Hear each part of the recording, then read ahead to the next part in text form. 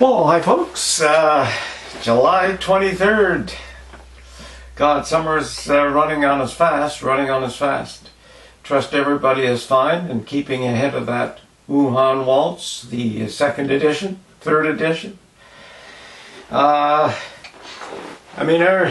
authorities are talking about it, so they're obviously reveling in this little bit of power that they have to control everybody. It's interesting. I see in Kelowna, British Columbia, 70 people tested positive. So they have 1,000 people in isolation for 2 weeks. Close to 1,000. So just think that's the people who tested positive plus everybody else. Now let's say you're one of those 1,000 who owns a small business. You're sort of hooped. It's I don't know, the more you sort of look at this, the more you think that you cannot have medical people in charge of a country. They should not be making those kind of decisions. I mean, there's all sorts of things where they could medically shut us down and lock us up.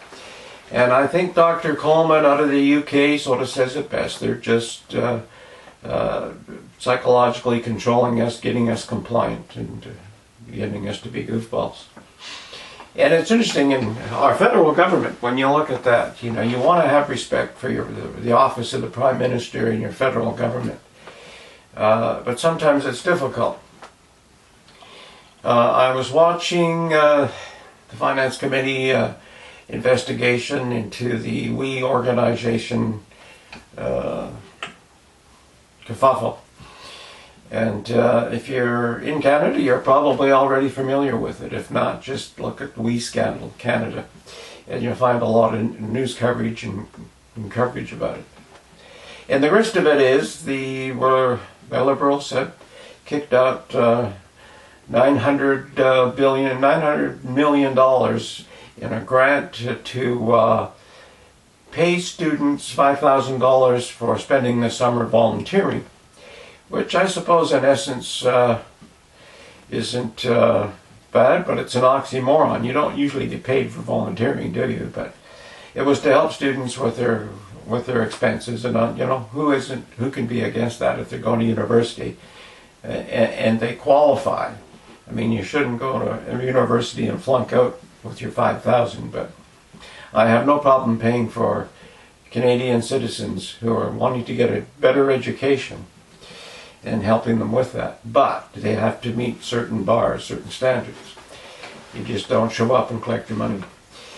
But so anyway, the scandal was that this was an untendered contract, and they were giving, let's say, 900 million, let me get that right, 900 million to the We organization. And the craziness of what comes out in the hearings yesterday, that it wasn't going to the We charity, it was going to the We Foundation, which is their real estate holding company, approximately $50 million in real estate.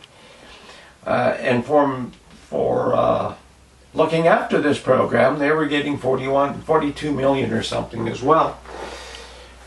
And it just started not to smell right, sort of thing. I mean, we have Parliament not sitting because of this virus.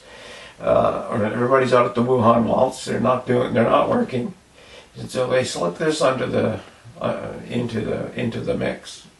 And of course, it was all rescinded. Everything is cancelled. The money didn't go out.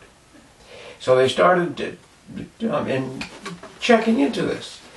So yesterday, it becomes apparent at the hearing that our finance minister, Morneau, was there answering questions. And it's interesting because the people get 5 to 6 minutes to answer a question. And these politicians, they dance on rice paper, and they take 7 minutes to give you a friggin' answer. So you use up all the time. It's crazy. But what happened is, he went through his expenses, and he found out he went on a junket with We, approximately a little over a year ago, and went to Kenya and went to Ecuador, I believe it was, And they had paid for his trip and his accommodations and meals to the tune of $41,000 and change. And he didn't realize it till just before going to be interrogated, so he wrote a check for that. And of course, he claimed that he just didn't know he had done it. He forgot. He said, it's easy, we're in a pandemic. I can't remember all that shit. Interesting. I mean, this isn't his first go-round. This isn't, as that Alberta's saying, it's not his first rodeo.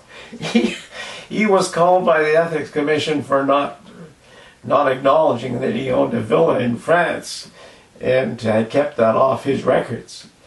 Much the same as Trudeau had some money in a tax-free offshore haven. And so these guys are sort of, like you say, you want to respect the office of the Prime Minister and the government.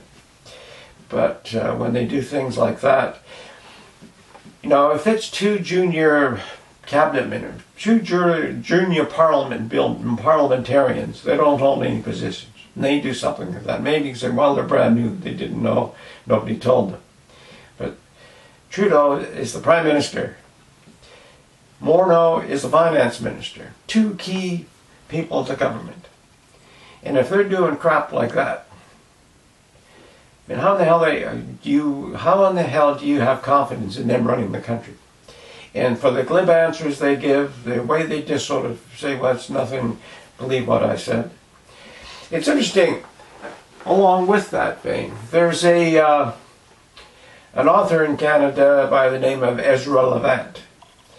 And he wrote a book called Libranos. This was on the last election. And it was sort of not complimentary to Trudeau.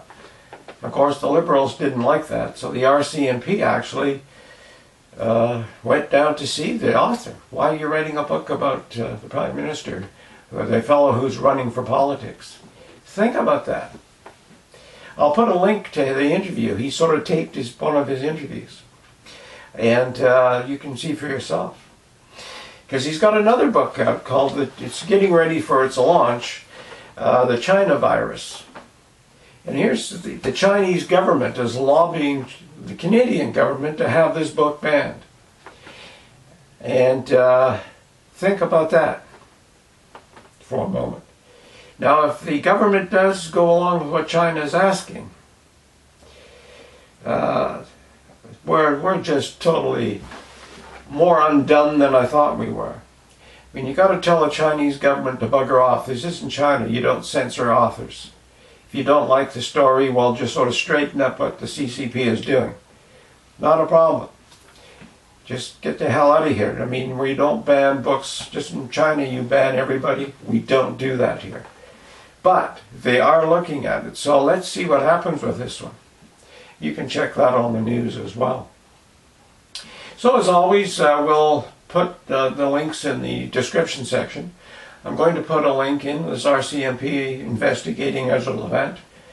I mean, this is supposed to be a free, democratic country, and it shows you how, if you piss off somebody who is on the power trip, what can happen to you.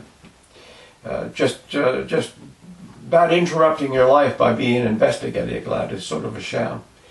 I mean, Solzhenitsyn wrote a book about stuff like that. I mean, we don't think it happens in North America, but obviously it is. Obviously it is. So just about all for today. I'll put those links in. Hey, and remember to check out strangersandpoetry.com. There'll be a video coming onto that website as well. A little bit of background about how it all started. That'll be coming. But it lists all the books that are written, that are available. Some right from our ebook, some are in hard copy, paperback, and those are all available directly from the publishers and whatever. Anyway, there's a link on each book to show you where you can pick it up, if you have a mind to. And it's interesting, there's probably another dozen in the process of being published. See, over the years I've done a lot of scribbling, and we're now just finally getting it all published. I've been too busy with other things. But it's going to be interesting. So again, thanks for watching, and have a good rest of the day, if you have a mind to. Because if you want a miserable day, I mean, it's a free country, have your miserable day. And we'll see you tomorrow. Bye for now.